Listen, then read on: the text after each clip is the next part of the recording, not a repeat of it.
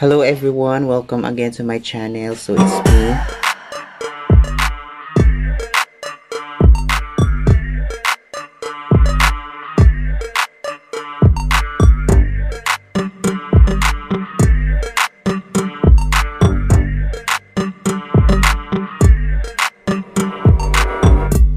So guys, hindi ko napapatagalin pa. Today is it's my first day ng pag-try nitong sunscreen from Honest Glow. Opo. So with SPF 50+++ siya guys. So ito ay sunscreen nga siya, 'di ba? So itatry ko siya. Ito yung pinaka first time ko mag-try ng sunscreen from Honest Glow. Ayan, kasi trending din siya sa TikTok eh. So tapos pinopromote din siya ni Wear Sunscreen. So ito ay yung nakuha ko is ang fragrance free, which is basically means na ano siya, yung parang wala siyang amoy. So although hindi naman siya as in walang amoy, pero may ano talaga lang siya na as in plain lang siya. So ito ay nakuha ko for an amount of 188. So I don't know the exact amount, pero basta nakuha siya sa TikTok. Sa TikTok ko siya nabili guys, and for only 188 pesos. Meron na siyang kasamang Honest Glow Kojic Papaya Soap. Ayan. So thank you so much Sir Dave for this. May pa freebie. So I don't know the exact amount, magkano talaga ito. Pero may free talaga siya na ano, hindi ko alam. Basta 188 lang tong dalawang to.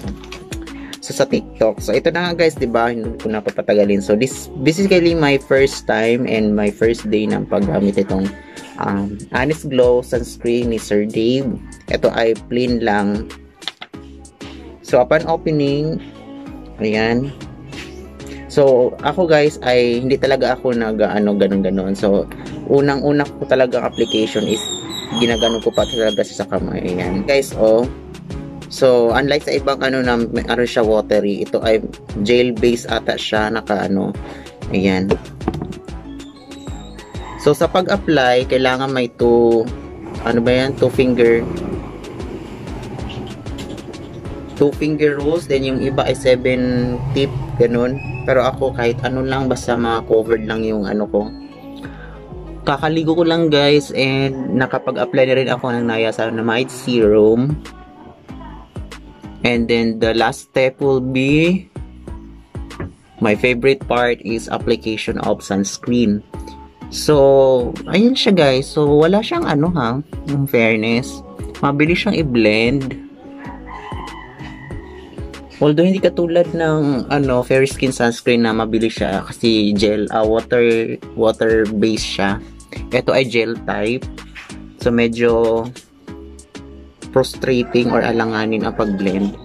Ayan. So okay lang kasi since maganda naman siya, walang white cast, eme. Ayan siya guys, oh. So 'di ba? Super lightweight and hindi siya feeling mabigat sa mukha. Maganda siya, in fairness. Ayan. So nasa white tayo ngayon sa natural light. Ayan. So far, okay naman siya. Well, we will try this for only 7 days. For 7 days. Ayan. So, I didn't try any sunscreen now for 7 days. Pero may ni-review din ako na bare-free sunscreen after 7 days naman na pag-review natin ito. So, bye guys, and we will be updating the next few days. So, mabilis lang siya i-blend in fairness. Ayan. So, thank you! Hi guys! So, nandito ako ngayon sa tindahan. So, it's most likely my maybe 5 to 6 days na paggamit ng Honest Glow sunscreen. So ayan guys. So actually parang dalawang beses ako gumagamit ng sunscreen. So, during morning after ko maligo, mag-apply ako ng niacinamide serum. So after noon ng niacinamide serum, nag-apply ako ng sunscreen ng Honest Glow. Ito nga yun, sunscreen na yun. So ayan. So pagka naman, itong hapon, bago ako magtinda, so nag-a-apply uli ako ng sunscreen. So, syempre, manghilamos ka muna ng with soap, 'di ba? Tapos para mas moisturize mo yung So, tingnan nyo guys, also, huwag nyo na pansinin kasi it's my, ano, ayan. So, moisturize talaga siya, lalo na pagka gabi. So, pansin na pansin mo yung glow effect ng sunscreen itong, nitong sunscreen na ito. So far, I really like the effect. So, siguro ito na yung pinaka-highly recommend ko na products sa sunscreen. Pero, well, i-reveal ko yung top 3 most recommended na sunscreen ko this 2023. So, guys, stay tuned and yeah, thank you so much. Okay, so hello everyone. So this video is a continuation of a review from Honest Glow sunscreen. So, di ba guys, last week nag-introduce ako sa inyo ng sunscreen. So, this will be our final thoughts and verdict about the Honest Glow sunscreen from Honest Glow. Ayan. So, this is a Transform Skin Honest Glow with SPF 50 PA+++. So, ito na nga guys, reveal ko na yung nagustuhan ko. Actually, ito yung fragrance-free sunscreen na nagustuhan ko from Honest Glow. So, wala siyang amoy and neutral lang siya guys. And of course, very siya, although nahirapan ako mag-blend kasi medyo siya pag siya tumatagal, na-expose siya sa environment na medyo mainit, medyo siya, yung parang yung consistency, yung liquid niya is parang nagsusolid. So, parang siya, mahirap i-blend. So, overall, it's okay. Pero wala naman siyang as in white cast. Ayan. So, ito ay for almost 180 something. Nakuha ko siya sa TikTok.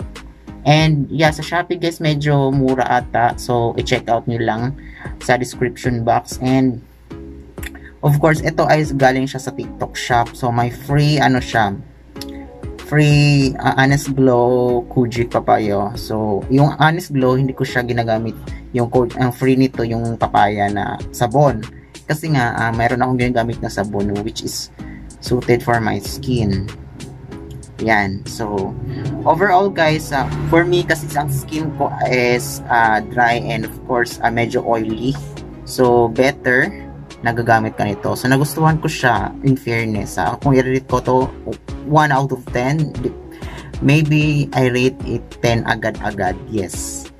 So, let's say 10. Ayan. So, well, guys, kapag may nagustuhan kayong product, diba? So, most probably, maganda naman talaga siya para sa skin. So, kung suited sa skin nyo, and yeah, much better, diba? So, ito ay, alam ko formulated to all skin types to. So, you must try. Kasi, overrated siya sa TikTok ha, in fairness.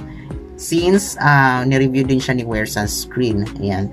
So, guys, stay tuned. And, yeah, I recommend this one. Very recommended talaga. So, you must try too.